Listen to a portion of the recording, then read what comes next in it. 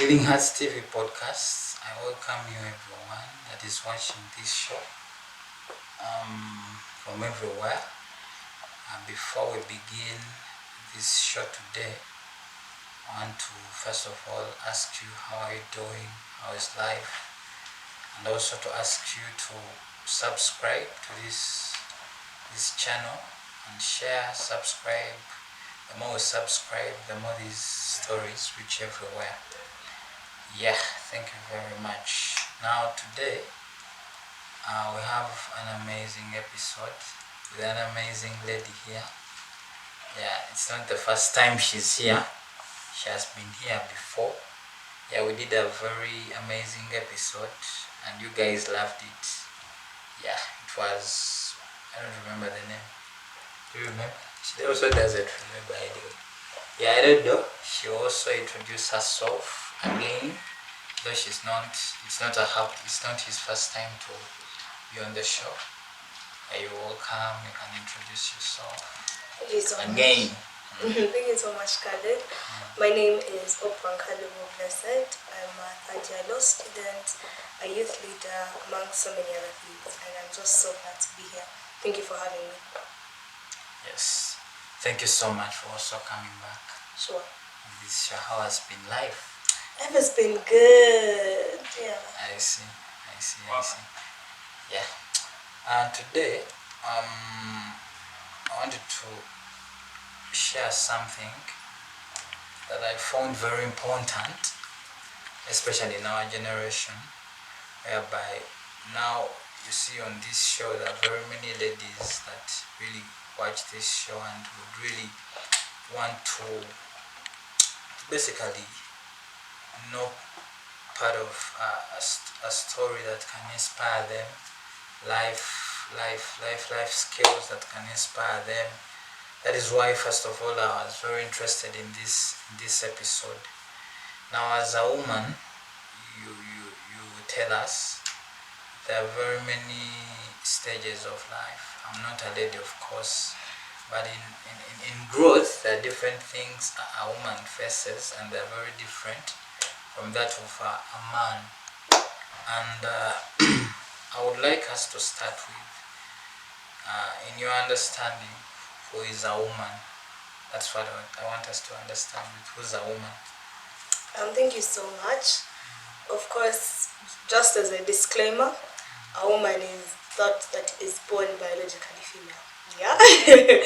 But if we are to assess women from a more expansive point of view, women are very gifted people, very talented people. God created us in a way that we meant so much that we are able to do so many things, you know. You're able to be a woman, juggle this, juggle that, and do it excellently, do it with diligence. There is just so much that comes with being a woman. It's special, it's unique, and there's a lot that comes with it. And as women, we should embrace it. We should embrace our femininity and just keep using it to do better, to become better, to inspire others, and really just bring forth change. Wow, that's a beautiful answer. Yeah, but by the way, before even we continue, this episode I dedicated to all women. Yeah, as we finish, have you finished the month already? The women's month? Yeah, we are done. We're going to be in April very soon, so the month is over. The month is over, but we can still celebrate you guys. Sure. Yeah. Now, when does someone know that now they are a woman? Well, there's this thing about women that you'll find that even when a girl is like 3 years old, and that's when like they've started developing and all, they've already embodied. They've started developing, understanding their surrounding, understanding what they're supposed to do, what is right, what is wrong. You know, at that point where they have slight judgment, you can see that even at the age of 3, even at 2 years, you know, you'll find a girl and she is being organized. She's taking care of herself, she showers. You'll find her carrying, she's 2 years or 3, you find her carrying another baby, you know, and feeding them and organizing things here and there. So you see that even at that young age, they already have nurturing traits within them. They already have traits of being helpers, traits of creating welfare, of creating peace. You will find them stopping wars among people. So, and that's just at a very young age. So even at that age, they're already able to acknowledge that I'm a woman, though they don't even know what it means. Naturally, they're already inclined in that direction. And as they keep growing more and more, they now discover that there's more to this. You'll find that a girl that is 10 years old is already planning, I want a marriage like this, I want a husband like this, I want a business like this, I'm supposed to do this by this age. So they have their entire, by like 10 years, 8 years, you find that a girl has her entire life planned out. If you talk to girls that age, they probably already imagine their wedding dress, their university gown. They have, even when it's not a course that they will do, they probably already have it in their minds. Me, I'll be this, I'll be. So there is already a lot of purpose, a lot of sense of self that comes even as they grow older. So I think being a woman does not really start at a certain age. I think right from the time a girl is birthed, that identity is within her, and she just keeps evolving with it. She keeps learning, she keeps putting herself out there and doing what she can. Okay, that's really beautiful. I've loved your answer, though in the answer I've been offended. Wow. You've talked about bathing. What do you want to say? What do you mean? Well, boys, we don't bathe, men rather? No, there's if I could say there's a better bathing with women, that would be it. But you are right. You are right. There is a better bathing, but to a man it's optional. Not to bathe. I think you can see this is one of the reasons as to why women are uniquely gifted and skilled in certain things. No, there is something different God made with a man, even if they don't bathe. You see, that's wrong, because godliness moves together with cleanliness. Like they can't be apart. So anyway. Yeah, actually, one of the prayers I'm praying for from a woman, God to give me someone who gives me my liberty, even when I don't feel like bathing. I won't pray for you, but I can't even wish you good luck. I'll just let it be there. Good. Anyway, that was supposed to be a joke, but in the growth of a woman, I want to know the different challenges as a woman is growing. Sometimes we've seen very many organizations coming for a girl child more. Is it because you guys get more challenges, or because today everyone is advocating for a woman, everybody's empowering a woman? That is good, but it puts me in a position of asking, does a girl child get more challenges as they grow? I really think it depends on the girl, because we can't sit here and say that girls face more challenges than boys. It really depends. You can find a boy child who is struggling way more than an average girl, but the unique components of women make them more susceptible to the help and these organizations coming through and all those things. But I think the first point that I'd like to start with is the issue of patriarchy. We've lived in a society where women have been put down for such a long time that even when we still have emancipation going on, you will still see some people take a step back if it means promoting a lady from one role to another, even when she is competent about it. And the only reason that they are refusing her from going to that next level is because she's a female. And that is in the job space. But then these things even come down to our families. So you find a girl child whereby boys will probably, go attend certain functions, probably be given certain literature, and then a girl will be isolated from all of that and told, you know what, even when she's going to school, she'll be pulled back, and instead of doing her homework, reading and whatnot, she'll be in the kitchen, she'll be in the garden, she'll be, doing those so-called gender roles.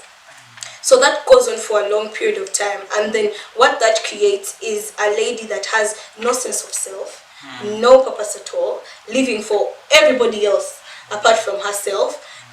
Completely, she has completely lost her identity. And now, when you add that to the pressing world needs, things like poverty, things like menstrual health and hygiene, and you add that to societal constraints, it then creates a lady that is so vulnerable, so fragile, that it is now taking different NGOs, different groups to come in and help this girl to actually achieve her full potential. Because imagine if you come from a society where people are educating you because they fear to be arrested, not because they think it is good for you, or that it can, or that you can change the world, or make, the best person in whatever profession, or even if you want to be a housewife whatsoever, make the best, probably a housewife that can teach her kids homework, make for them a curriculum, make for them a syllabus, that even when that's a role that you feel comfortable in, you're able to do it with such excellence. Those are things that people don't see so far. So they limit, there's a lot of limitations for women, and now when you add biological factors, like menstrual health and things like that, to the girls. So many people come in, and they are trying to support, they're trying to, to sensitize people, open up people's minds, let people see things in a different way. That this education is not supposed to be an obligation. It's supposed to be something that, is from a place of purpose, not from a place of, you're being forced to do it. Even just the way we let our female children relate with the world, it should be from an encouraging point of view, to let them explore, not to limit them and say you can't do this, you can't do that. There's so much that can be done, but I think it starts from the family. It starts from the society, family, the people who are around this girl as she's growing up. Because you reach a certain point, and the girl has completely lost hope, completely lost sense of self, and it becomes so difficult to revive them to where they're supposed to be. Yes, good. Now you're here. Yeah. It's good you're here. And briefly, I wanted to ask you, on behalf of someone watching, how has been life of growth as a girl child to you? You've been, that transition, how has it been for you? As an individual, personally. As an individual, personal level. I'll say life has its ups and downs, but I would like to mostly start with the ups. I'm grateful to God because I've come from a very supportive family. I've come from a family, my parents believe I can do anything. That's amazing. Amazing. If I tell them I want to do A, B, C, and D, even when they think it's not possible, they will push me for it. I'll have my parents attend almost everything that I do. They are really so involved in my life. Always pushing me when I'm seated and back. They're like, so what are you doing? What are you doing with your life? What's next? Etc. So I really had that support coming from home, and I think that's something that has really built me for a long period of time. But even when at a family level you're able to have such support, you then come into the world, and the world is not... Welcome to the new world, the tough world. The world is not as nice, you see. It's wicked. Yeah, and some people have it different. They have very, I won't say bad families, but maybe no, they don't have supportive families. Yeah. But then when they come to the world, then the world embraces them, you know. Then there are others where from both ends things are not okay, you know. But regardless, we have to push through. But I think for me, coming into the world brought so many, brought the downs. It brought questions of identity. So now, who am I? It brought a lot of self-doubt, a lot of low self-esteem. You know, there's really a lot that you have to to to go through as a woman. But I believe that what really helped me is that even when you hear the noise from outside, you have a support base at home, but then you also have an inner conviction that tells you that, you know, there is more. Things can actually get better. And I think those are very important for anyone out there. If there's anything outside, if there's anything external that causes you to be demotivated or causes you not to be at your full self or at your full potential, it's important that you search for that inner thing that will tell you that it's not your time to give up, that there is still more, you know, that more can still be availed. So I think that's really important. Okay. Yes. Now, Oprah, this is a tough one. I don't get scared. Okay. Yeah, this is a tough one. Of course, one of the things, the stages, with boys face them. One of the stages a girl goes through is an adolescent stage. I don't know if you've heard of that. Yeah. Yeah. Yeah, it's at an adolescent stage. To you, how do you think a young girl can go through such a stage? Okay, thank you so much. And indeed, it's a sensitive question, because that stage for many girls either makes them or breaks them, especially because your body is changing in so many ways. So you're going from where you used to be so comfortable in your own skin and you just do things anyhow, you know, but now before you know, you're probably getting bigger, your voice is changing, your face that was so smooth is your face that was so smooth is getting weird here and there. So there's a lot that comes with it, you know. And then there are also attractions that you develop, and maybe they are not reciprocated. A lot can go wrong. Attractions that are not reciprocated, that's a new term. But it happens. I think for both sides, I think it's clear. It's right? not. It is. Someone needs to understand. It is. For example, at an adolescent stage, I don't even think it's really where your emotions for the opposite sex starts to grow, and you're trying to find means to express them and things like that. So you reach a point and probably you express them and they're not reciprocated. Or you want them to be expressed to you, but nothing is happening. So sorry. That sorry belongs to someone. Not you, yeah? But that's just banter. But I think so many of those stages, that particular stage reflects and really paves the path for who we later become. Because for many are able to embrace that season. I know, okay, as a girl, this is what everybody else goes through. They embrace who they are, their femininity, how they look like, you know, whatever is going on, and just see it for the best and keep pushing with their aspirations and just keep doing life the way it's supposed to be. But then for others, that's a time when they now draw back. They lose their self-esteem. They make wrong decisions because they are trying to find external validation because they don't find it within themselves. So they now find it from men, they find it in drugs, they find it in alcohol, they find it in wrong groups. So you find that a lot goes wrong within that particular phase. Yeah. People end up getting the wrong friends. They end up making very bad decisions that otherwise they would not have made.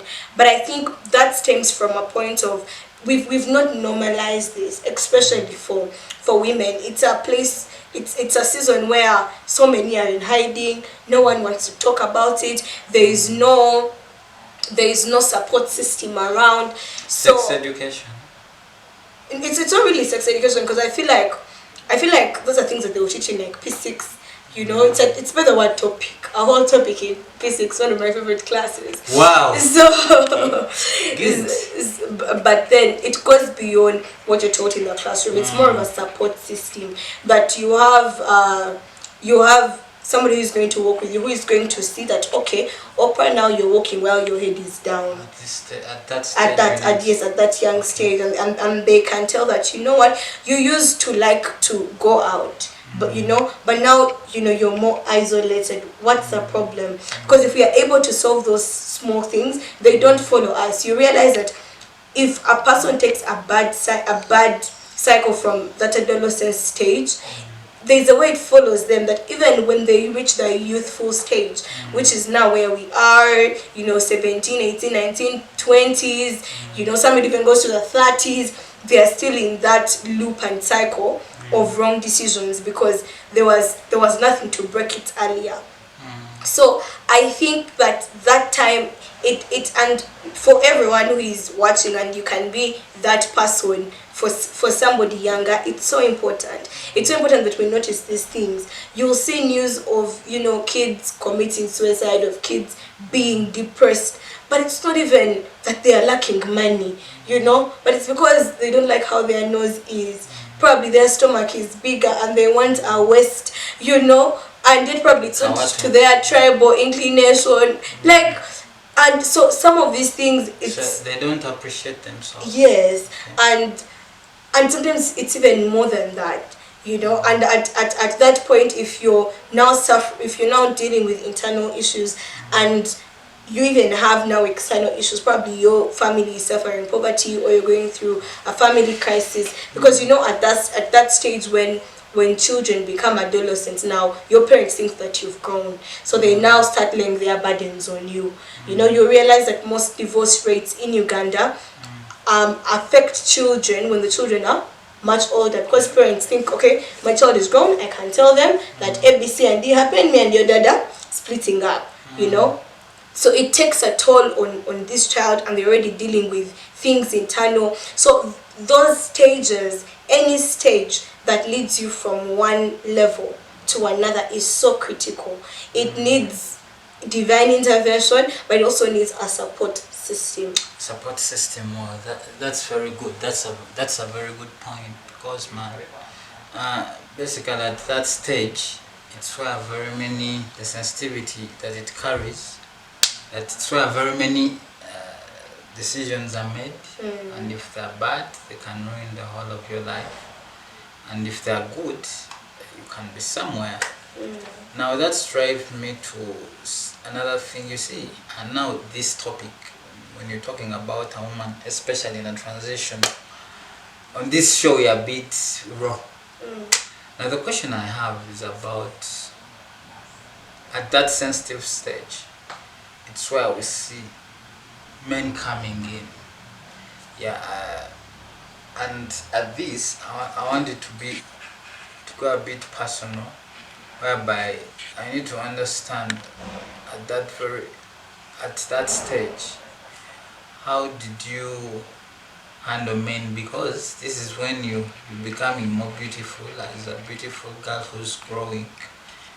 Men have come disturbing you, coming in your DM. How did you really handle that? Yeah. I was going to say that by the time I just said there were no DMs. Hey! I just remember that as Facebook Messenger. Facebook Messenger. Yeah. For you, so in your Facebook Messenger. Was it there in your time? For you. Anyway, it's just we are really young people. DMs existed. Okay.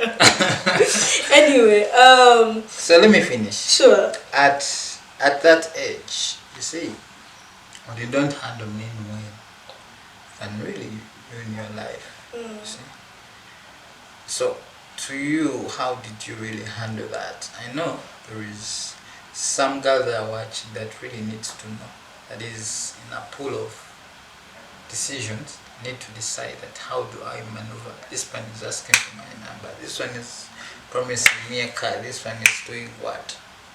There. How did you handle that, Oprah? Thank you so much. I think it, as I said, it goes back to your home, your society, the people around you, the people that speak into you. Because if you have strong voices around you, it helps so much to inform the decisions that you make. Now, my mom played a very instrumental role in that sector. Actually, both my parents really, but mostly my mom. And it, like, she made the grounding very clear that sure, you are 14, 15, 16, 17. What do you want with a man? You don't need a man. For what? You know?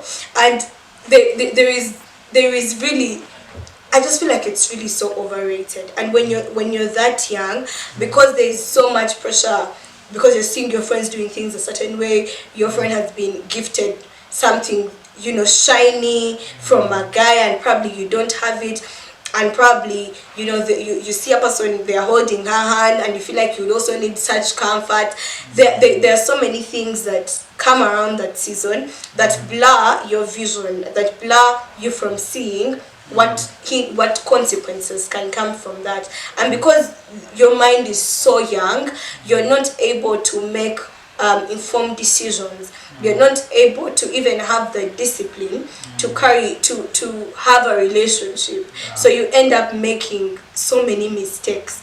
And I think what helped me at that young age is that I knew that, because I looked, because you usually these attractions come. You will definitely like somebody. You probably like someone, right?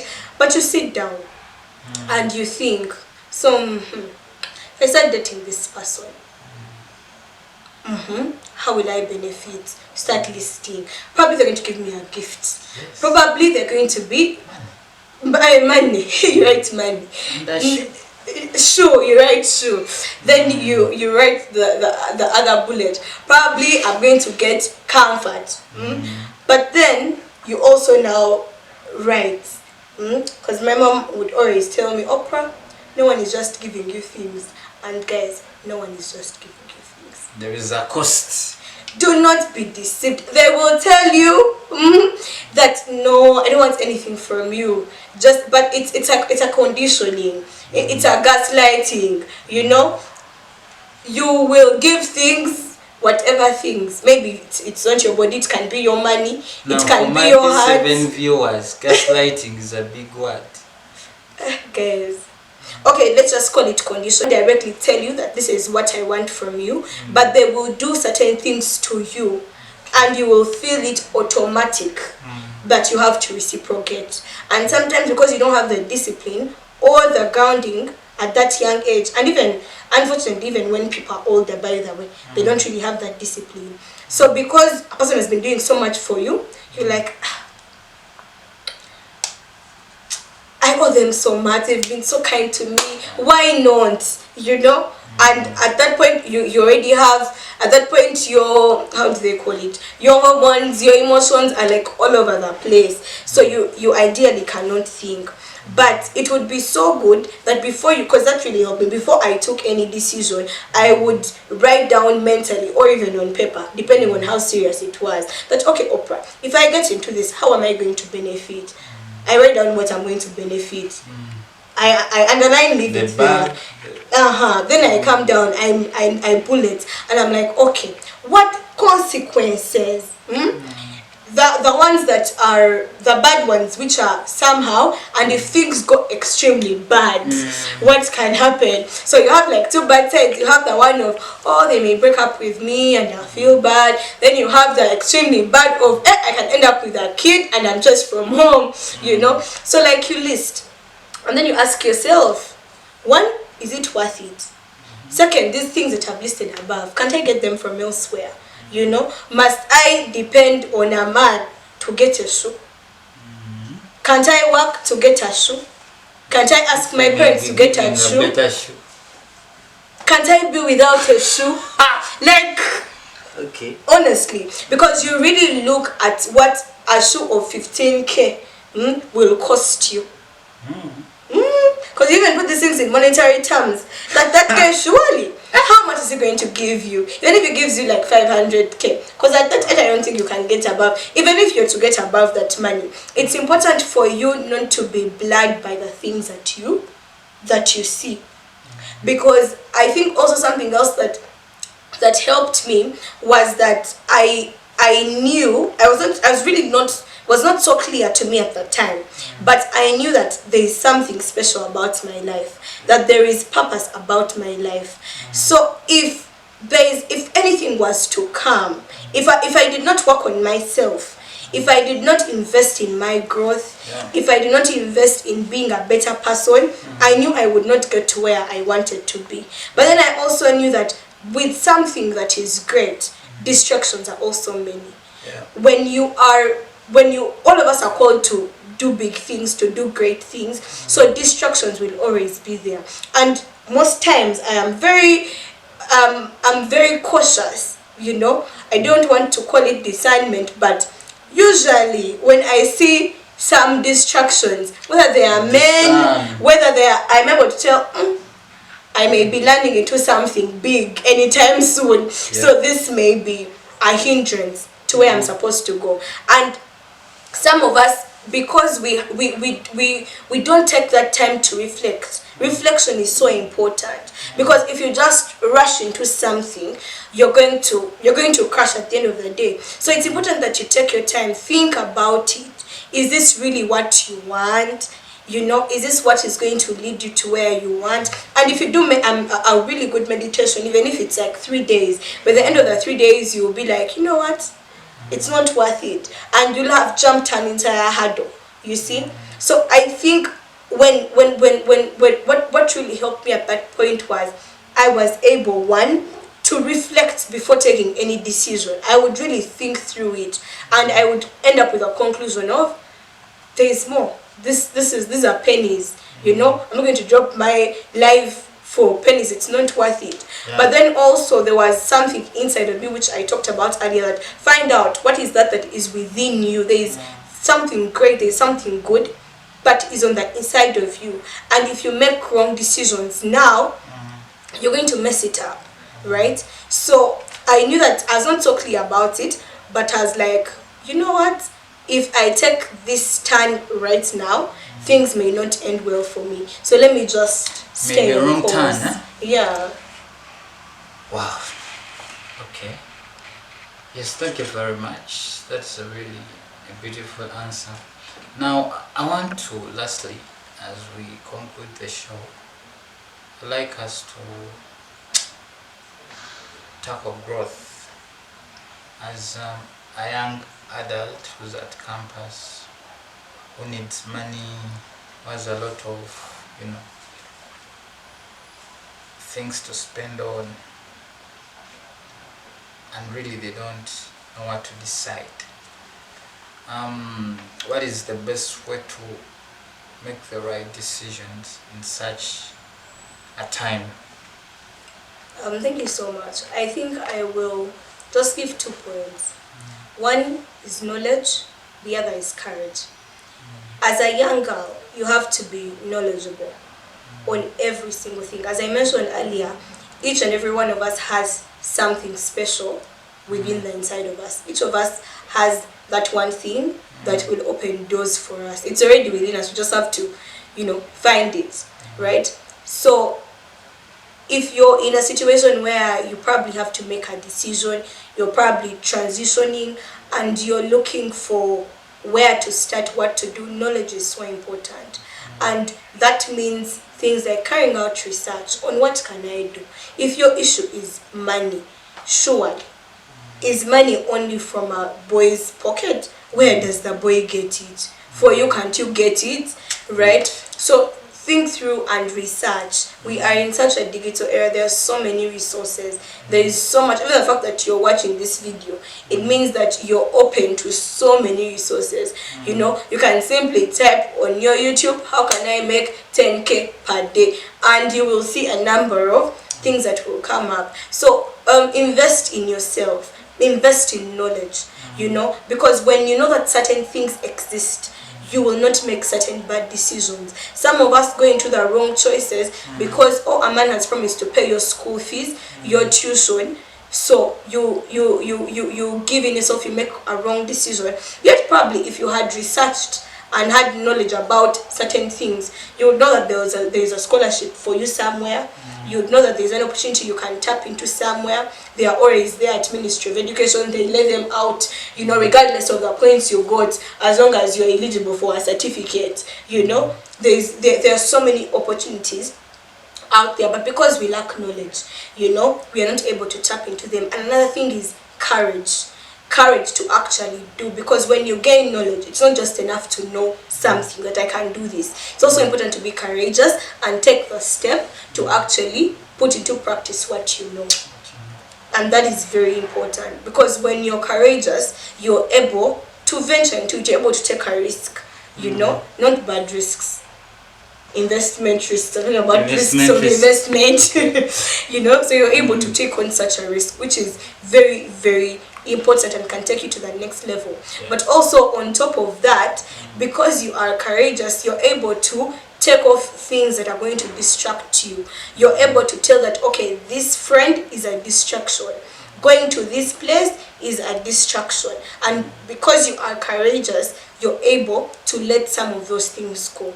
So this courage is so helpful, because if you have the knowledge but you don't have the courage to put it out there, it's going to be difficult. But then there are also some of us as young girls who are so courageous. You can do everything and anything. They don't just tell you the time or the place you will be there, but you have zero knowledge. You know, that's also such a problem. Zero without? I don't know. Zero without knowledge. So those are the challenges you're going to end up facing. So, and then another thing is, even when it seems uncomfortable, courage means that even when something is uncomfortable, even when it's something that is pulling you out of your safe space, your comfort zone, you are courageous enough to take it, because you've been able to calculate, you've been able to gain knowledge and know that this can lead me to A, B, C, and D. And I think that will be really helpful for your long-term life journey. If we can really just embrace these few things, I think we can be better women, better leaders, better people in society. Let's not allow a few changes. Everyone goes into everyone transits, but in transitions we have to know that we leave old patterns and enter new patterns. If you're transiting into being a woman, that's something that is bigger, it's something that is bolder. You can't come in it with fear, you can't come in it still wanting to rely on certain things or certain people. It's a time you also have to step up as a person, and if we can do that, I think we'll be good to go. Good. Yes, thank you very much. Now, lastly, I would be unfair if I don't do this. Now, we're going to look into that camera. There is a young girl out there. They feel discouraged. They feel spoiled. They feel they've made a lot of mistakes in life. They feel they've made all the wrong decisions in life, and you see, they feel their life in a mess. What would be your word to them as we conclude? Cameras there. Alright, thank you so much. I'll just probably start by saying that it's okay. It really is okay. It is okay. But you cannot cry over spilled milk. If the milk has fallen, you can't pick it up. You have to go buy a new can of milk, boil it and drink it. So what does that mean? It means that you just have to dust yourself. A, B, C, and D happened. Sometimes some of these things are permanent.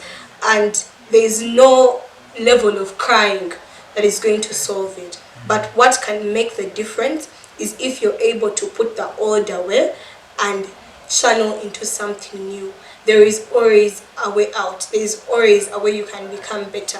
And those things that look like scars, those things that look like bad stories, can actually be transformed into testimonies. They can be transformed into things that can help other women, that can help other people, because you're not the first one to go through that. Other people have also travailed. So you too can be that story. But you just crying about it, feeling down about yourself, shutting off opportunities will not get you where you're supposed to be. Dust yourself, stand up, make a resolution, and move forward. Yes, thank you very much. Thank you very much. Again, your message to men, oh God, I don't know how to phrase it, but your message to men, in a way they should treat women. Alright, thank you. To the men, it's really to just be supportive.